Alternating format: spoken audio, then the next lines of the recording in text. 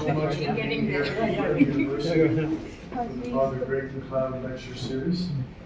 And a very practical thing, there is some tea and some Cape Breton shaped oatcakes, as well as some ginger snaps. So water, please help yourself throughout the lecture. If you would like to use the restroom, just as you turn right inside this door, towards the great hall where you see those flags hanging down, there's a washroom there. And with no further ado, I would like to introduce one of our about 9 students who work in chaplaincy from all different faith backgrounds. And this is Kaz, she's from Nigeria, and she will introduce our guest who will then introduce our lecturer. Thank you for being here. Good afternoon, ladies and gentlemen. Good afternoon. We're so happy to have you here this afternoon. So I'm here to introduce the introducer. Wendy Breckfeld is a host and producer at CBC Radio Cape Breton. She started her career as a short documentary maker in Saskatchewan, worked in the north, and made her way out to the east coast. She has been a field producer for the BBC, and in the last 3 years has been crafting long-form documentaries and interviews for CBC network programs such as Tapestry, The Story From Here, On Reserve, and Atlantic Boys. Wendy holds a bachelor's degree from the University of Saskatchewan and a master's in community cultural development from Athabasca. She interviewed for the Break on many occasions and is most honored to be here today. Please welcome Wendy Breckfeld.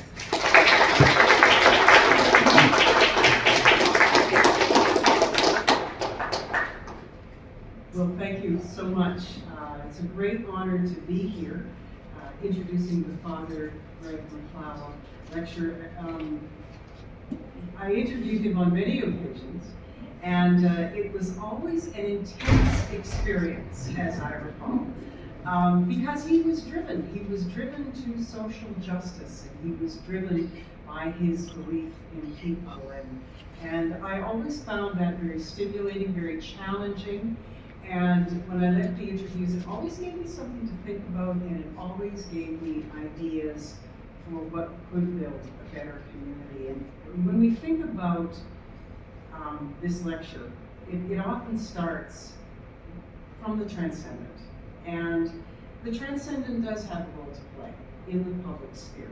And I am reminded of a lecture given by Jürgen Habermas at Berkeley in 2011. It was called Ritual Nationalism and Religious Arguments in the Public Sphere.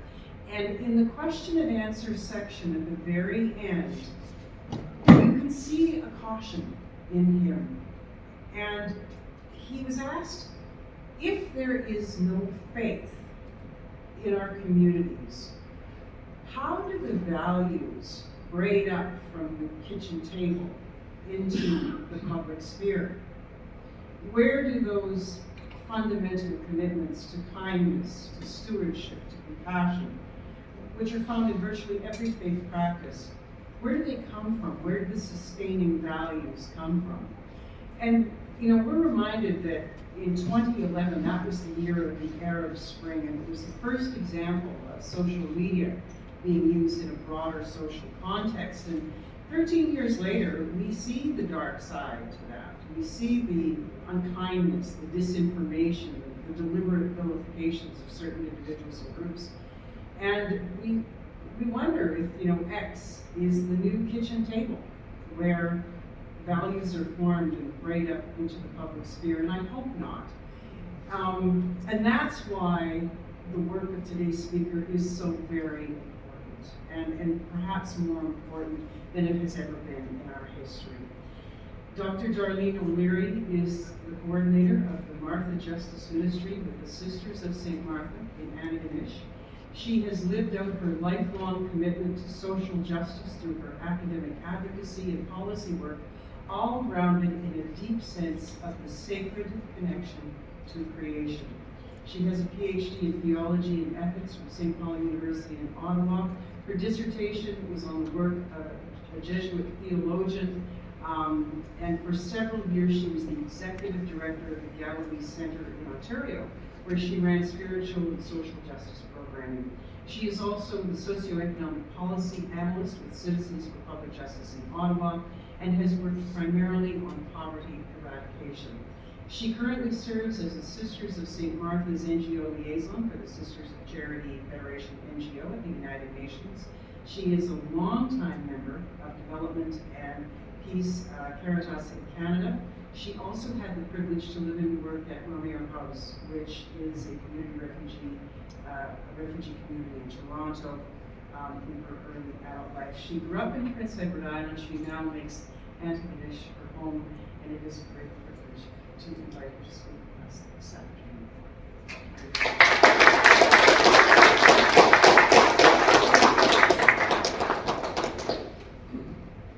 Thank you, everyone. Thank you, Wendy. That was such a lovely introduction, and really situates us well for this conversation. And I'll just let you know in advance, I'm recovering from COVID. I had my water, I have my lozenges. Hopefully my voice will stay with us. Weeks ago. Not infectious. But it's lingering. Yeah, so no, I'm safe. But that's why, so if you see me kind of reaching for a glass or anything like that, that's why. I'll hopefully have a clear voice throughout. And also ordinarily I wouldn't be sticking to my notes, but I'll read my notes, but I like it to be conversational and interactive, but I think that probably what I'll do is read my lecture and we'll go through some slides and then have some question and answer period. Please feel free to get your tea and things and get comfortable as we go through this. So I certainly want to thank Father Greg for inviting me to give this lecture. I know you've had many really impressive and wonderful Father Greg McLeod lecturers in the past, and I hope that this is interesting for everyone. It's certainly something that I think is important and timely, and so I'm glad you can all be here. Thanks so much. So what I want to do today is explore together what the climate crisis demands of us, and what Pope Francis in his 2015 encyclical Laudato Si, and then his 2023 follow-up, they call it Apostolic Exhortation, Laudato Deum, and other important faith and scientific voices are offering as a response. So I'm going to use some language that might not be familiar. Laudato Si is probably not something that you hear every day, but I'll try to unpack it a little bit. And because this is really just about how we live our lives in our world, in our communities. So it's essential to each and every one of us. And it's such a pleasure to join you following Easter, which is such a rich time of reflection on life and death and God's enduring love, and a time that lends itself well to the considerations of who we are as part of creation and our response to the justice issues of our time. So I'll just move, but isn't that a beautiful image? Yeah. Oh gosh, one of my favorite places to be would be on a path in the woods. So I kind of invite you to kind of place yourself in the natural world as we're walking through this conversation, because that's part of who we are, and I think that'll be something to reflect on as we have our chat today. So I had the pleasure of being in Ottawa 2 weeks ago for the launch of a new school at St. Paul University. It's called the School for Leadership, Ecology, and Equity. And I was also pleased to attend the presentation of the Thomas Berry Award to my friend Dr. Heather Eaton by the Yale Forum for Religion and Ecology's Mary Evelyn Tucker and John Grimm. So these names might not be familiar, but they're very major scholars that have shaped dialogues in religion and ecology and ecofeminist theology over the past several decades. And the event at St. Paul University reminded me of the importance of the work of Thomas Berry, Father Thomas Berry, a passionate priest, a cultural historian, and he referred to himself as a geologian, who really put forward the need for a new story, a new narrative that situates us in our proper context, the context of the universe. He was referring to the universe story and the story of this planet Earth. So this event also reminded me that integral ecology, a term that I'll talk more about shortly, which we learn about in Pope Francis' Laudato Si, emerged in these decades-old conversations, recognizing this larger story that we're part of. It builds on the work of Thomas Berry and many eco-theologians, eco-feminist theologians, as well as liberation theologians, who understood that the human story is one of deep interconnection, and that a justice response seeks to address how disconnection has become part of our systems and structures and institutions. So I want to start this conversation by asking you to consider how you situate yourselves in this story. And there's a story of this land, of this time, a story that includes many stories, the stories of the Mi'kmaq, first peoples of this land, the story of where we are situated in this 13.8 billion year old expanding universe on Earth, our common home. All of these stories matter to how we understand where and who we are. They situate us and inform our values and identities. But they also influence how we impact our world. But we're often just not aware of our own stories and how they function, so we're going to explore that a little bit today. So I'm raising this to start us off because we're facing intersecting and multiple challenges in our world right now. And some are experiencing these challenges more directly and intensely than others. And we need the tools to navigate and find direction in this. This isn't news to anyone here, I don't think. So the climate crisis, with intersecting crises of poverty, conflict, the pandemic, other health challenges, affordable housing, forced migration, and more. So our world, as we've seen in the past couple of years, is on fire, very literally, and also metaphorically, given so many conflicts and tensions. But what can we do about it? We can do something, and a starting place is by recognizing the interconnectedness of life, the intersectionality of our social identities, our systems, and our challenges, and the need for responses that recognize the complex solutions that are needed. And I think Laudato Si has some ideas that can be helpful. Sister Franklin might recognize this photo. This is on the Bethany property. And this was just following Hurricane Fiona. My husband and I took a walk on the property, and it was devastating to see how many trees had fallen down. And this is part of a path that you would walk regularly, and it was impassable when the storm hit. It's been cleaned up since then, but it was very, very hard to see the damage. So I'm starting this conversation with Laudato Si not because it's more important than other contributions, but because it comes from a perspective of faith tradition, offering something to this urgent conversation about addressing the climate crisis. And because it was a significant contribution, not just to Catholic social teaching and not just to faith conversations, but to the global efforts to address the global crisis. So if there's any doubt that human-caused climate change is upon us, and there is still doubt, unbelievably, the past couple of years should have convinced everyone. The last year was the hottest ever recorded, by far, and we've seen temperature records broken almost monthly. Parts of the world are experiencing such extreme heat and weather events that people are dying in the thousands. Here in Canada and Nova Scotia, we've seen intense and early wildfires, intense and unprecedented flooding. And I was caught in the floods in Bedford last July.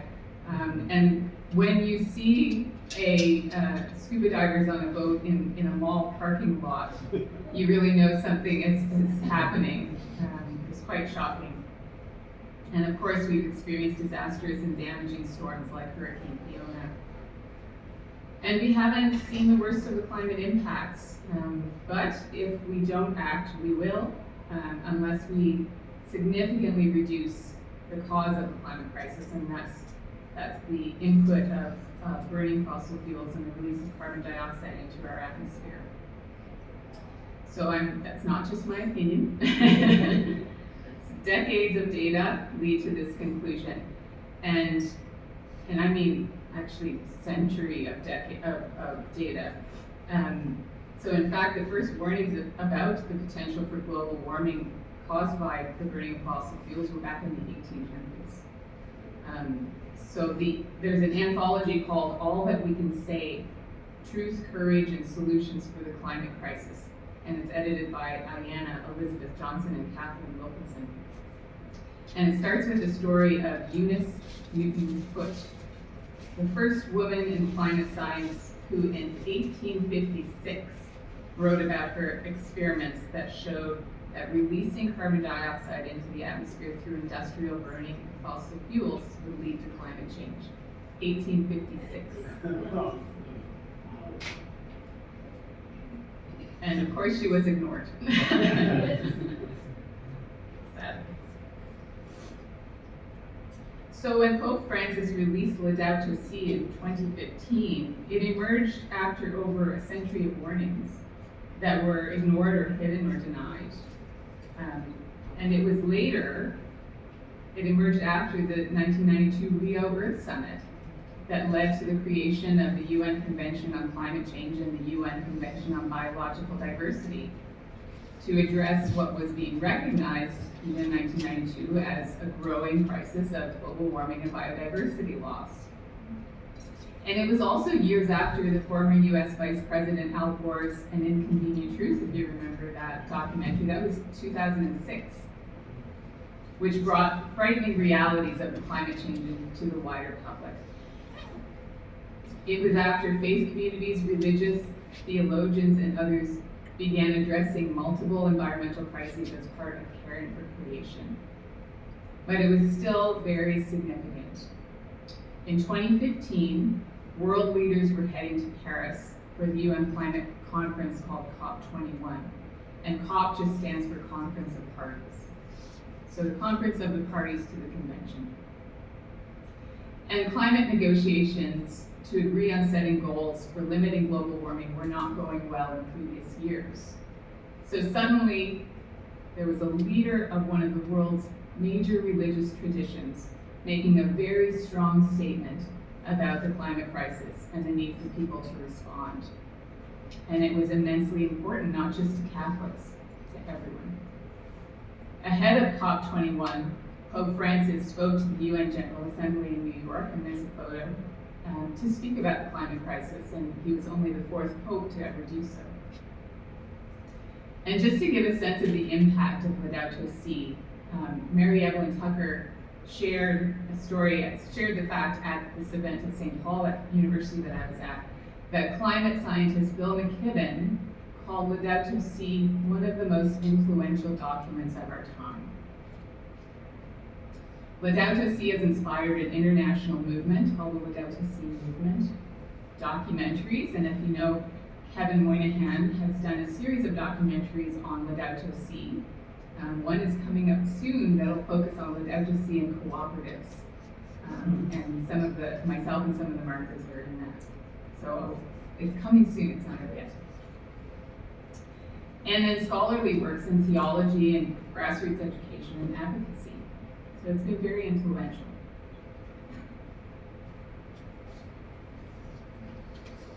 So what does Pope Francis say in Laudato Si? Can I see, has anyone here read Laudato Si? Oh, that's very good. Wonderful. As Wendy was saying yesterday when we chatted about it, It's often referred to a letter, but it's a pretty long letter. It's a book. So Laudato Si, on care for our common home, is an encyclical in the tradition of Catholic social teaching. It's grounded in scripture, as encyclicals tend to be. It references past papal encyclicals, as they tend to do, and Catholic doctrine. And it talks about social values. However, Laudato Si is also different. Pope Francis directs this letter to all people. It's directed to everyone. It's not just those who follow the Catholic tradition. It's both a love letter and an urgent call to action. So Laudato Si centers creation and relationship, and in citing his namesake, St. Francis of Assisi's Canticle of the Creatures, is where he takes the term Laudato Si, which means praise be. And St. Francis gives praise to God for all creation. The Pope refers to St. Francis as the example par excellence of care for the vulnerable and of integral ecology lived out joyfully and authentically. He shows us how inseparable the bond is between concern for nature, justice for the poor, commitment to society, and interior peace. So each of these elements are part of integral ecology. Integral ecology reflects this interconnectedness and relationality between and among all of creation. So when I started the talk about stories, it connects with this idea of integral ecology. Integral ecology tells the story of our interconnectedness and of our deepest identity as human beings. It's not a new idea. It relates very well to Indigenous communities that have known and lived with an understanding of interconnectedness and relationality with all creation. Other faith traditions and spiritualities talk about this as well. But Laudato Si highlights that the modern age has led to a disconnection with creation. It states, "We have forgotten that we ourselves are dust of the earth. Our very bodies are made up of her elements. We breathe her air. We receive life and reflect refreshment from her waters." So Pope Francis sees the breakdown of our planet's systems as a result of the breakdown of our relationship with creation. Our forgetting that we are interconnected, which is a short-sighted view of life, rather than the longer view and the larger story that we're part of. He points to industrialization, to what he calls a technocratic paradigm, rampant materialism, commodification, and individualism as part of this disconnection. And this has impacted the environment, all species, including humans. And those who have been systemically exploited and oppressed are experiencing the worst impacts, even though they have contributed the least to this problem. And so in Laudato Si, Pope Francis states, a true ecological approach always becomes a social approach. It must integrate questions of justice in debates on the environment so as to hear both the cry of the earth and the cry of the poor.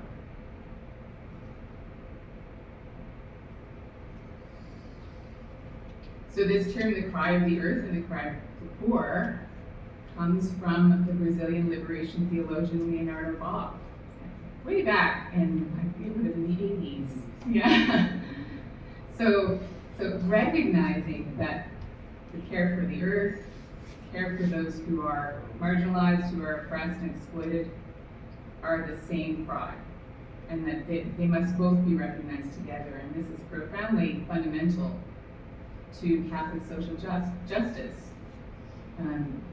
So it's not a new idea, but it's new for a pope to place this at the center of an urgent call to action for the whole world to address the climate crisis.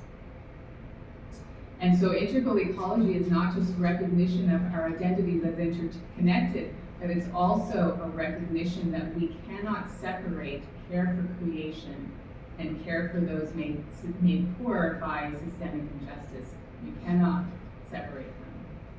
There must be connected in our understanding and in how we respond to the climate and ecological crises.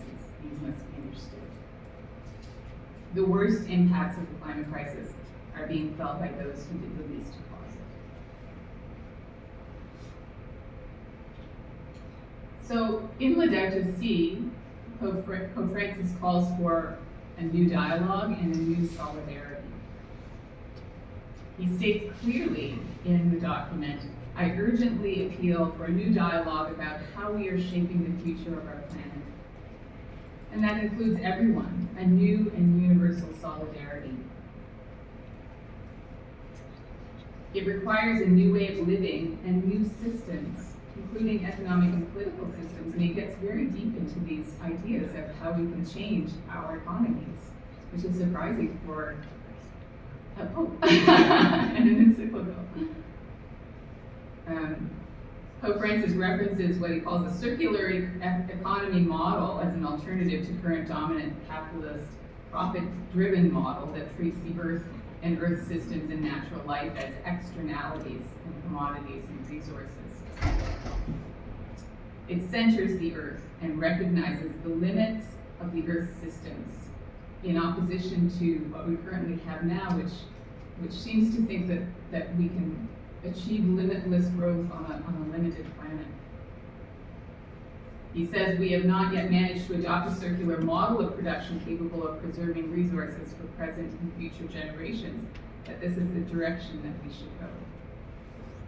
As an example of alternative, sustainable grassroots models of economies, Pope Francis states, liberation from the dominant technocratic paradigm does in fact happen sometimes.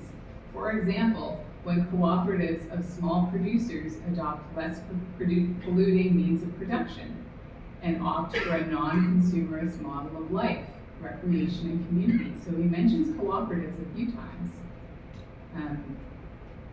which is great for the purposes of that we're here. I mean, this is cooperative country, as is Antigonish with the Antigonish movement. So that recognition is really interesting. This shift also includes people taking power at all levels of government through grassroots movements and democratic structures. And he says, unless citizens control political power, national, regional, municipal, it will not be possible to control damage to the environment. So this is just a fundamentally democratic approach.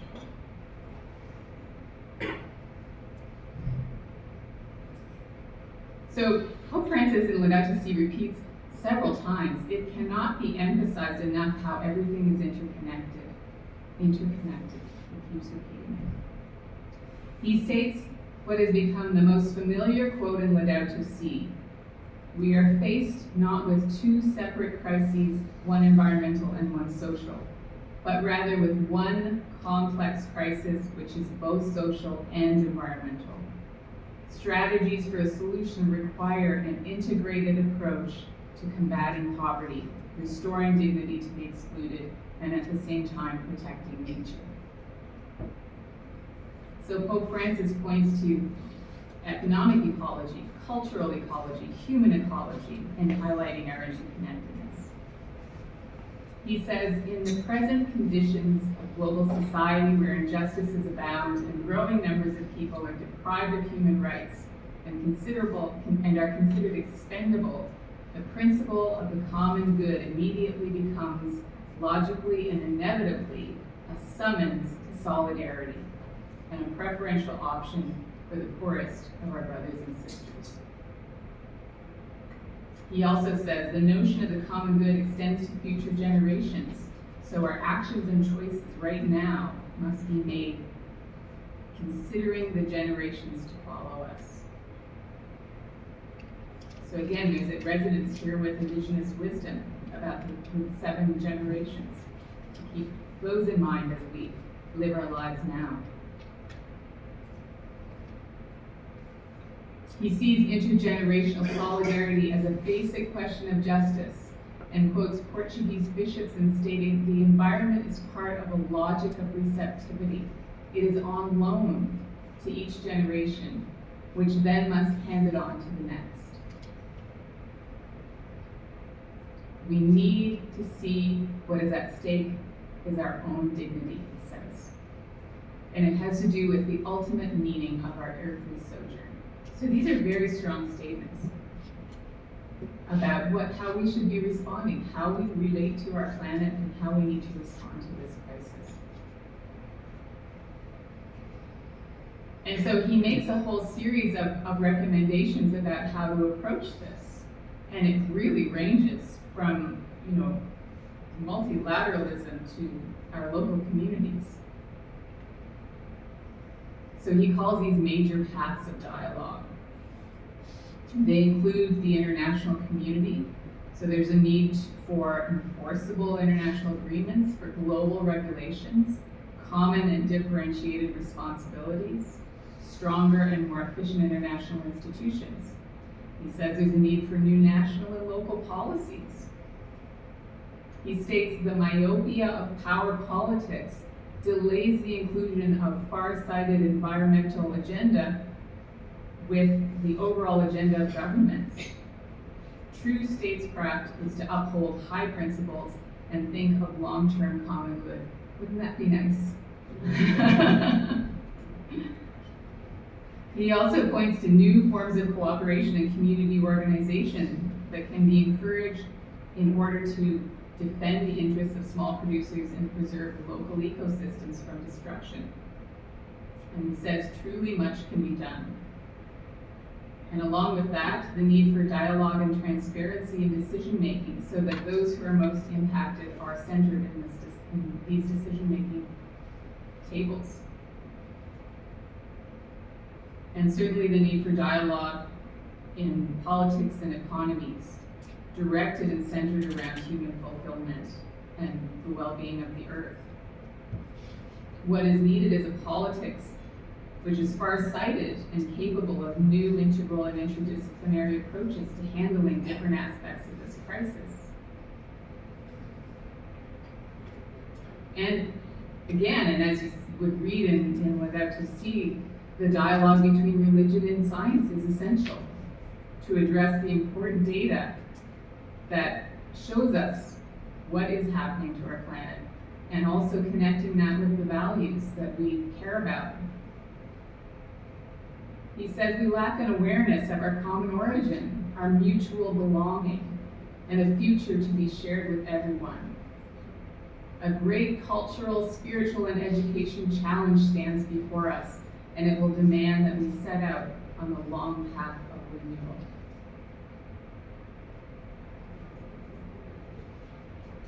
So ultimately, what Laudato Si says what is needed is an ecological conversion. Our hearts, our minds, our spirits must be opened to this new identity and this larger story of integral ecology. He calls for educating for a covenant between humanity and the earth, for cultivating sound values. There are roles for communities, for families, for churches.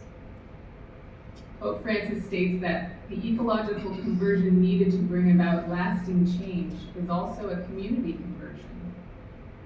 It involves gratitude, loving awareness that we are all connected, joy and peace. He calls for a return to simplicity. The inner peace closely related to care for ecology and the common good, because lived out authentically, it is reflected in a balanced lifestyle together with the capacity for wonder, which takes us to a deeper understanding of life. So it's a very enriching vision. And in many ways, simplicity can be enriching and not limiting. So I'll just leave Laudato Si there, and there was a recent follow-up document to Laudato Si. So Laudato Si came out in 2015, but last year, in October 2023, Pope Francis released what was called an apostolic exhortation, which was called Laudato, which means praise God.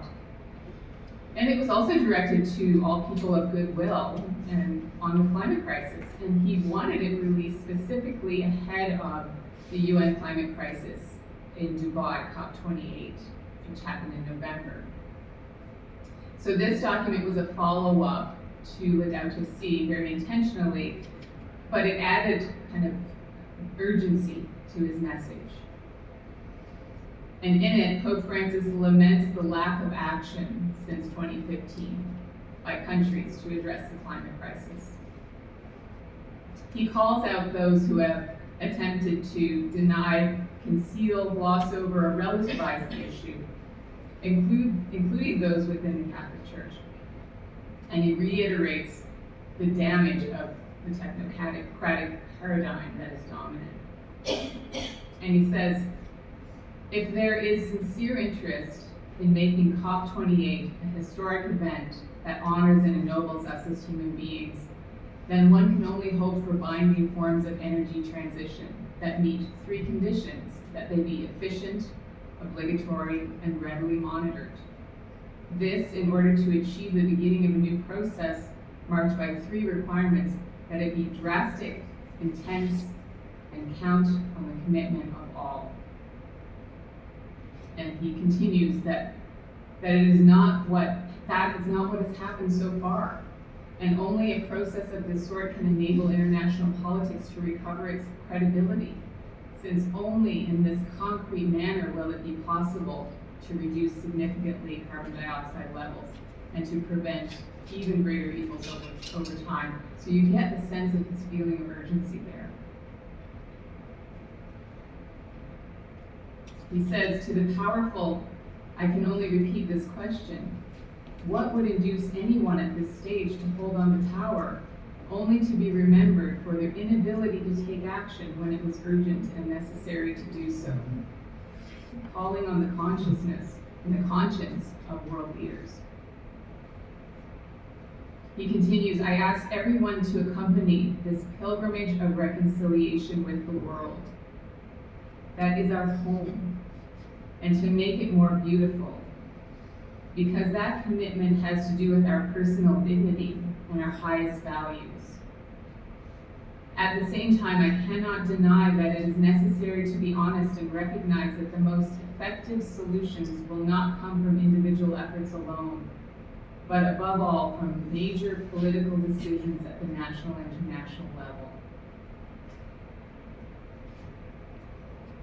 So Pope Francis was so committed to seeing increased ambition at COP28 that he planned to be there and to address the member states, but he was ill at the time, so he wasn't able to attend, although the Vatican was present at the event.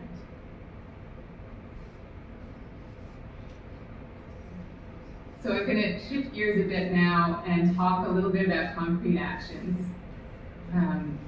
Because, as Laudato Si states, everyone has a role to play. And those roles can be wide-ranging. And this is a picture of the new growers at the Bethany property. So we're in a greenhouse, looking at some of the things that are growing there. The new grower program, I'll talk a little bit later, but it's a program that's been running for 10 years in Antigonish at the Bethany property. So there's a farm on the property. Yes, Franklin can share more about that. So how do we make some of what Laudato Si offers more concrete? As Pope Francis indicates, anyone can participate in care for creation, and that can include actions, education, advocacy in your households, local communities, educational and faith institutions. We can start where we are located, and this can include earth literacy. So Indigenous biologist Robin Wall-Kimmerer talks about how we can easily identify corporate logos, but we can't identify the plants in our backyards. This learning connects us more with the land, and the diversity of species that are our neighbors and our relatives.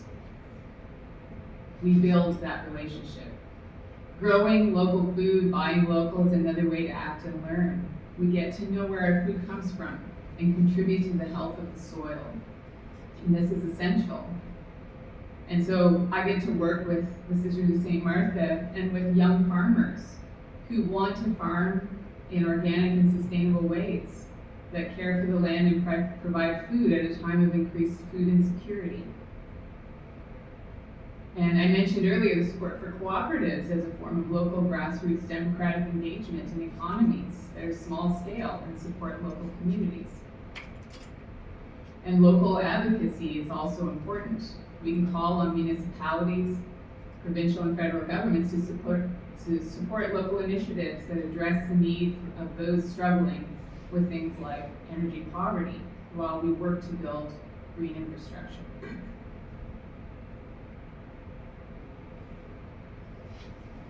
So we can also be part of networks, coalitions, and campaigns. And this is a picture, that big character is St. Francis in the background. So some of us were able to be in Montreal, not last December, the one before, for COP15, which was the Convention on Biological Diversity. So this was the March for Biodiversity that took place on a very, very cold December day in Montreal. So how do we make some of what Laudato see? Oh, no, sorry, I'm skipping. I did that already. So there are many networks, coalitions, and campaigns that have emerged in response to the climate crisis and to Laudato Si. So there's the Laudato Si movement, which is an international movement that involves educating through training animators, discussion circles, prayer celebrations, resources, and advocacy. And some of the folks in the picture are with the Laudato Si movement. In Canada, coalitions like Kairos, for the love of creation, organizations like Citizens for Public Justice, Development and Peace, and others, all faith-based organizations that have made strong contributions to education and action on climate and ecological justice. And for example, Citizens for Public Justice runs a Lenten campaign each year called Give It Up for the Earth. And that combines prayer and climate action.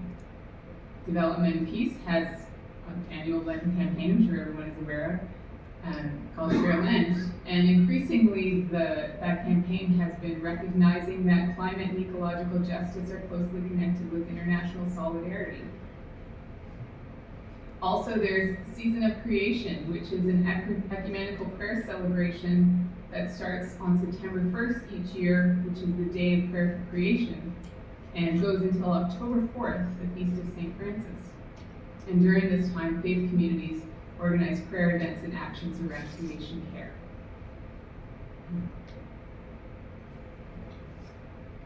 So, Pope Francis states strongly, particularly in Laudato Deum, that individual actions are important, but the scale of the challenge we face requires systemic change in multilateral structures that are responsive and binding.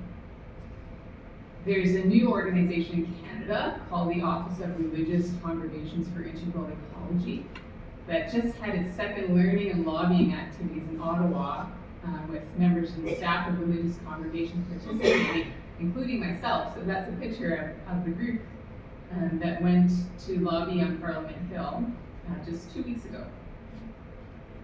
And this is an opportunity for religious congregations to engage in dialogue with federal policymakers and politicians about the importance of effective and urgent action for climate and ecological justice. There are also many, many campaigns, like the Fossil Fuel Non-Proliferation Treaty, which has growing support of states, cities, and organizations calling for the phasing out of fossil fuels. And it also saw the support of the Vatican's Dicastery for Integral Human Development and Canadian Cardinal Michael Cherney. Groups like the Climate Action Network, Indigenous Clean Energy, Above Ground, and many, many others are growing voices for climate and ecological justice. And there's a very important role for the voice of civil society in multilateral discussions, particularly at the UN through their climate and biodiversity conferences. And as part of my work, I get to represent the Sisters of St. Martha as liaison for the Sisters of Charity Federation at the United Nations.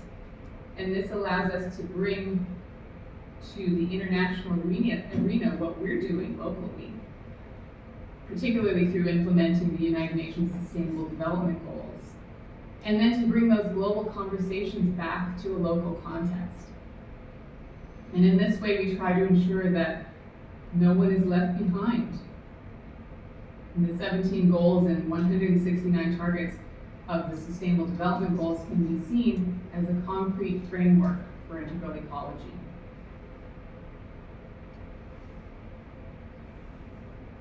So to go back to where we started with grounding our stories. Recently I heard the physicist and cosmologist Brian Swim, who co-wrote The Universe Story with Father Thomas Berry, talk about autocosmology. And this was an integration of our growth in consciousness as we engage with the universe story.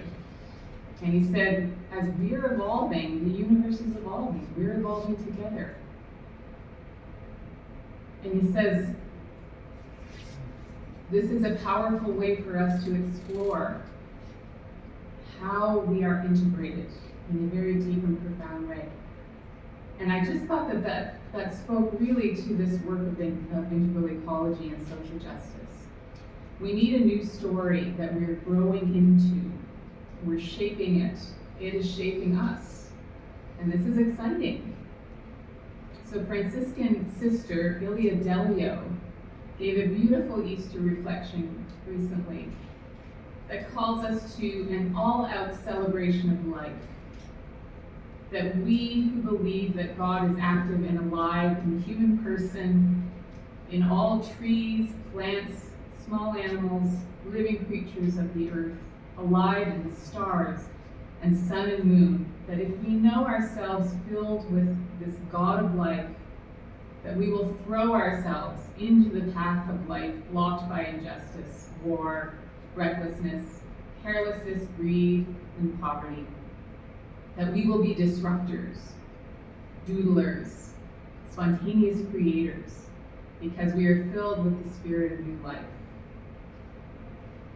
So being grounded in that larger view, the larger story, not only allows us to address this complex crisis that we face, it shows us another way, the fullness of life.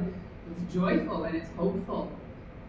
And it is fundamentally who we are and who we're called to be as humans. And this echoes the words of Robin Wall Kimmerer again in her beautiful book, Braiding Sweetgrass, Indigenous Wisdom, Scientific Knowledge, and the Teachings of Plants, where she states, the awakening of ecological consciousness requires the acknowledgement and celebration of our reciprocal relationship with the rest of the living world. For only when we hear the languages of other beings will we be capable of understanding the generosity of the earth and learn to give our own gifts in return. So that makes us understand why St. Francis and Pope Francis shout out Laudato Si, praise be. We actively enter into this larger story of new identity and new promise for our world. Thank you.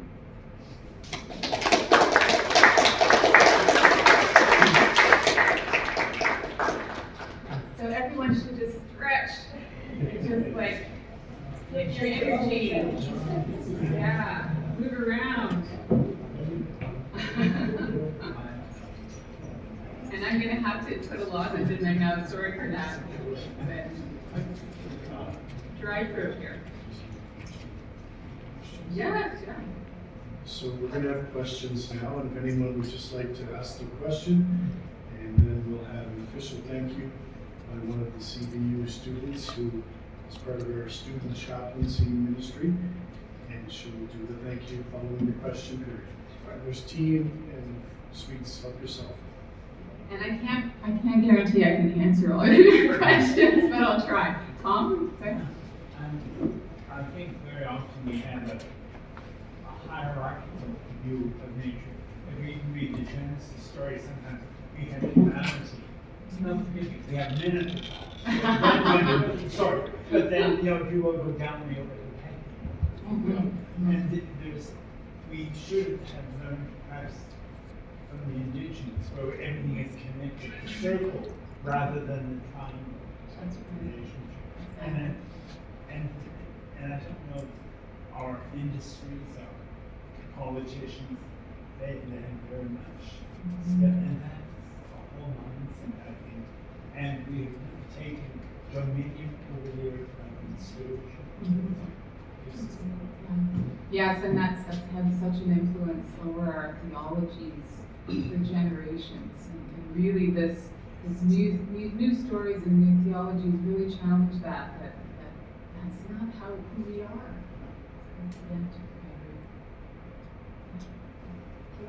Yes, you should make. Yeah. My voice. Oh, sure. Thank you. I enjoyed it very much. The reason why I'm answering today is I'm a member of the Nova Scotian for Equalization and Fairness. And it's very, very pertinent what we're doing, because we are living in a very unequal world. And we've been building up, for instance, in Nova Scotia, we've been building up Halifax at the expense of the rest of Nova Scotia. And our concept is that Nova Scotia is like a body, and it has a head, and it has arms and legs and heart and lungs and so on. It's not only the head, but if you are only making the head larger and feeding the head and forgetting about the other limbs and so on, you're not going to be well. And as we get older, we know that. We have to be careful of all our limbs. So that's one of the examples. And the federal government has recognized that there's an inequality and has given vast amounts of money. Now, this year, Nova Scotia received $3,280,000,000 to equalize our living conditions compared to Halifax, which has half the taxation and half, for homes and so on. We're paying twice the rate of taxation as Halifax is. And how much of that is supposed to come to Cape Breton? The province has said 51% should be coming to Cape Breton. We only get 15 million, which is less than 1%. And all the other regions of Nova Scotia get only about 1% of what they should be getting. The rest is put in general revenue, and they spend it wherever they want, and that's mostly in Halifax. So that's one example in our area. And the politicians keep telling us when they're not in office what they're going to do. And then when they get to be in office, they don't say anything. So it's up to us. We are the voters. And instead of saying, well, I was always a liberal, or I was always a conservative, or NDP, we have to vote for people who will fight for us when they get into the legislature. And not just when they're talking for being elected. They want to get elected, of course they want to get elected. So they promise you everything, and then after they're elected, they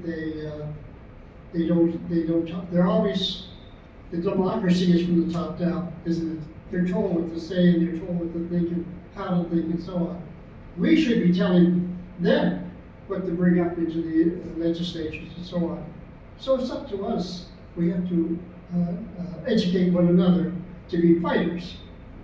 But anyway, that's just we're fighting for you for these meetings through our organization. We've been doing it for 30 years, but we're getting there little by little. Thank you so much.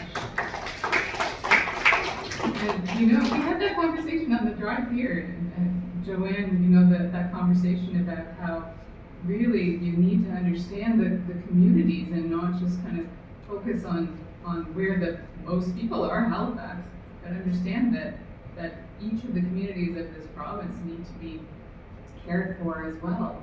And when we are in meetings with our local MP, and I'm with one of the sisters, she will often say, well, you work for us, so we expect you to meet with us, which is true. So yeah, citizen power, of course, that's important. Any other questions? Oh gosh, okay, so. I'd just like to thank you and your organization for the Lenten calendar. Oh, wow. I work through that every Oh, that's day. so great. I signed out more online petitions then than I ever have done in my entire life. And the awareness that it brought just really expanded the whole Lenten journey. So you have to do more of those. You really do. Thank you for It was telling a me. beautiful document with great, you can see great God, you can see great spirit, you can see great holiness. So thank you. Thank you so much for telling me that, because every time it comes around, I think, oh my gosh, this is a lot of work. And I don't know if people are really, thank you, that's so good to know. It was beautiful. Yes, yeah, well, I love Lent. We do an Advent calendar as well, and they're both such good times to really set aside to reflect deeply on our spirituality and connection to social justice. And you know, when I clicked on the button this time and sending the letter, it felt hopeful. I did not feel after that whole experience Good. that I was just clicking the button and doing the thing, that something bigger was behind that. Thank you. Good, okay, thanks. I saw other hands, but okay, yes, go ahead. I'm Len DeSolo on Blue Heron Farm. It's about 4 kilometers from here. I remember Father Greg McLeod having a bunch of people who run cooperatives in Pamplona, in Spain, I think it was over 10 years ago now. That he brought them in, the whole idea of cooperatives and agricultural cooperatives, and really nothing came of it. And I was reading an article recently suggesting that agricultural cooperatives are probably the way we're going to find ourselves in one of the parts of climate crisis. Because a third of almost all the climate-inducing chemicals are coming from agriculture. Yes, yeah. And we need mechanisms. And I wanted to say that the National Farmers Union is suggesting agricultural trusts, land trusts, like we have with ecological trusts. You know, they acknowledge that there's tax write-offs, etc., to appreciate that, but there's nothing for agricultural trusts. And that'd be a way of moving land to new farmers, because the old farmers are set in their ways. You're probably not going to get them to worry about this stuff. But, and there's no room. There's no room, actually, for young people to get into the farm because they don't have the land. That is so true. And you know what? We actually also talked about this on the drive. Because the young people that go through the New Growers program for the last decade have been finding it that once they're finished, they're doing this program about apprenticeship for organic, sustainable farming. They leave the program and they can't afford to buy land. They can't get a farm to farm on. They end up going back to other farms to help them. But they are the emerging generation and they need access. The National Farmers Union, there are the land trusts in British Columbia, there are several, but they have no basis in law. So they've gone on their own and formed these land trusts, and people putting their own money in, kind of thing, and just to save farms that were going to be exploited and moved into other areas. I know one of the biggest farms in Nova Scotia now that produce a lot of vegetables and fruit, etc. It's gone. It's 65 employees they had. They sold out to, at least it stayed in agriculture, but it's all dairy now. And that's some of the highest greenhouse gases come from the dairy operation because of the carbon, nitrous oxides and the methane. Yeah, that's right. You know, that's something that we will be advocating for. Of course, having access for these young folks to be able to farm sustainably is essential. So support National Farmers Union and contact directly. Okay. All right. Yeah. Thank you very much. It's very interesting. I'd like to offer just 2 small points if I could. Please. Much of what you presented in your lecture and the reminder that Father Maroon gave us, I think, bring to our awareness that important idea and trying to much traditional social teaching we call subsidiarity, that decisions should be made by the people who are most closely affected by them. And that kind of leads me to a major consideration I'd like to introduce this afternoon, and that is a point that Jimmy Carter made in his remarkable book of the oppression of women on planet Earth. President Carter, who's in my books a remarkable human being, and as most people in this room will know, I think was still building houses at the age of 90 with Habitat for Humanity. In that book he says, if you want to make the world a better place, the most important thing we can do is to end the oppression of women. And I believe President Carter is right, because who is closer to life and the nurturing of life and the caring of life and the production of new life than women? And sometimes when I look at the globe and I'm counting the terrible suffering of the war in Gaza and the war in Ukraine and the war in Sudan and the wars in Congo, which have taken 20 million lives, largely an invisible Holocaust, or the terrible suffering in Haiti. Sometimes as a man I think, boy, we are the problem. Women create new life, and we make war and end suffering. I'm not sure what to do about that. We've got some pretty serious plumbing problems on the male side of the planet. And in the area of the new growers and young people, I wanted to share the exciting news, which I just found out this morning, that Pope Francis has established a new university in Rome called the University of Meaning, which is focused on giving young people a better future through sport, Doug will like that, art, I'm sure some people here will appreciate all this wonderful art, and social action for justice. So you can look into that. It's called the University of Meaning. It was just launched officially last year, and it's being administered by an international group of scholars and citizens called Scholos, I think, or Scholios. But you could find it under University of Meaning. So we're still hopeful. Dum spiro spero while we read, we hope. And thank you so much for your presentation. Thank you so much. Yes, and you are so absolutely right. And I mean, ecofeminist theologians for decades have pointed to this relationship between domination of the earth and domination of women, and certainly there have been many organizations that have started focusing solely on care for women as a solution to some of these major issues that we're facing. So absolutely agree. Yes, you're right. And I thank you for pointing out this beautiful artwork. My goodness, look at how creation-centered it is, and like you can see, and feminist. You can see it come to life in all of these images. It's just so beautiful. So, yes, Father Doug. Yes, does Bethany have a program with the gardening, the workers program you talked about, to educate others? So if, let's say in Cape Breton, we were to put a small group together for locals to make their own food, could they come and be educated That's on where how we're to going. do this? Yes, that's where we hope to go. Yeah. So for some of the past 10 years, we have run workshops, and the two mentors that we work with are David and Jen Greenberg, who have a farm outside of Halifax. And so they've been doing periodic workshops here and there for the public.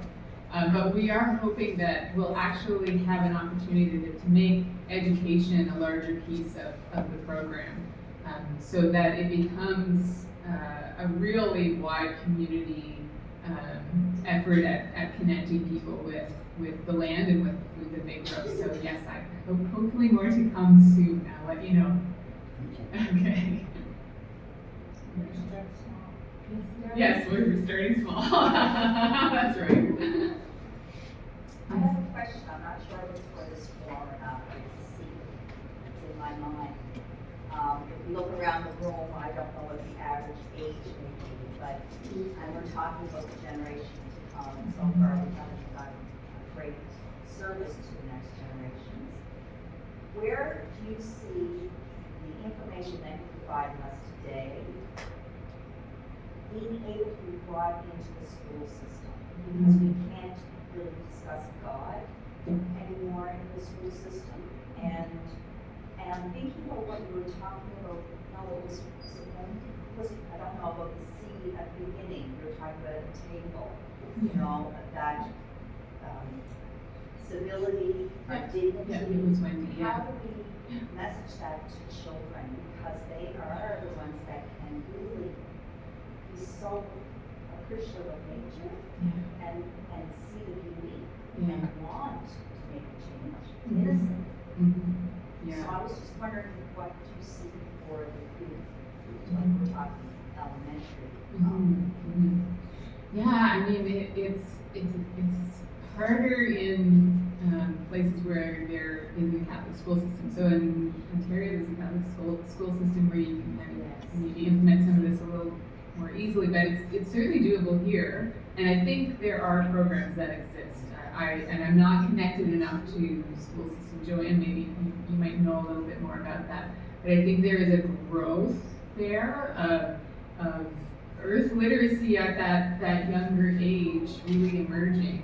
And I mean, I know that Martha's had a program a few years ago where there was kind of a summer camp program, for young school-age kids.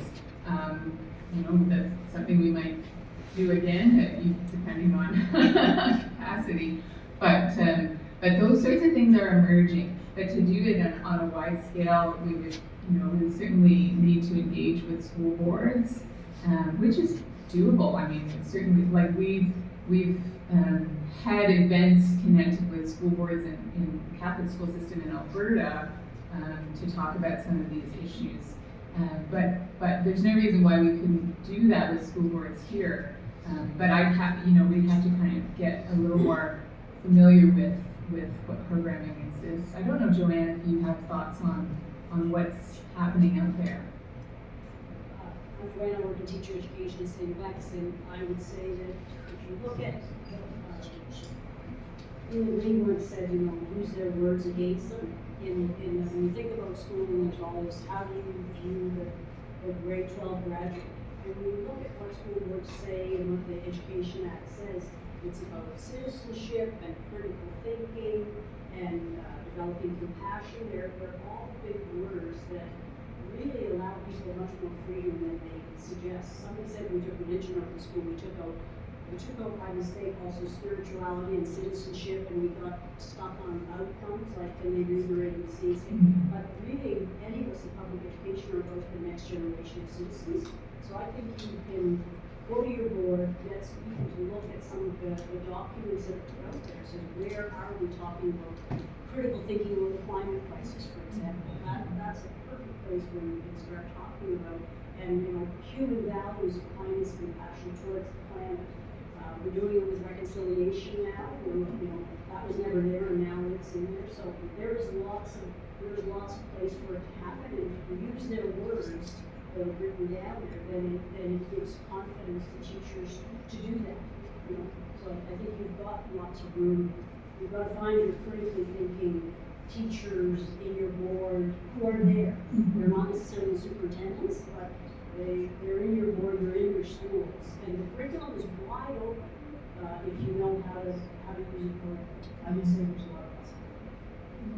Yeah, thanks, Joanne, very much. And Joanne Tompkins, if you don't know her, is a recently retired professor from St. FX, very actively working with Indigenous leaders on education and working on the blanket exercise in many contexts and doing wonderful work. I just want to plug Joanne because she drove me here. All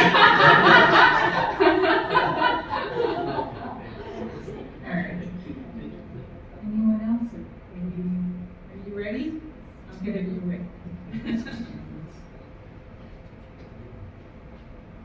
Greetings everyone. My name is Indu Jenny. I'm part of Student Chaplaincy Ministry. I would like to express my sincere gratitude to Dr. Darlene for her exceptional presentation today. Your valuable insights on the climate crisis and how the modern age is disconnecting with the nature, and the numerous innovations through campaigns and being the voice of many. I'm very thankful to be part of this lecture. As a part of student ministry, we would like to present you a token of gift of a hoodie and a mug. Oh, wonderful. Well, thank you so much. Can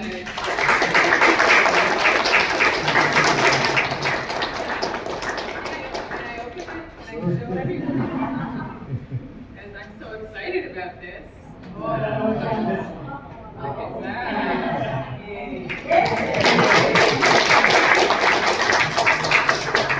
I'm gonna wear that show. Yes.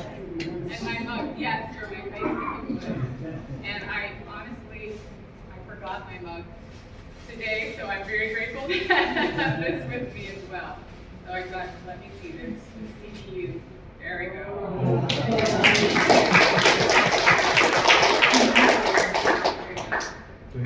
Should I say goodbye? Are we wrapping up now? Okay, well, thank you all for being here. And yeah, continue the conversation. And I mean, you can check out Martha Justice Ministry on the Sister St. Martha website for things that we're doing, and then I'd be happy to stay in touch. Thank you for coming. Thank you.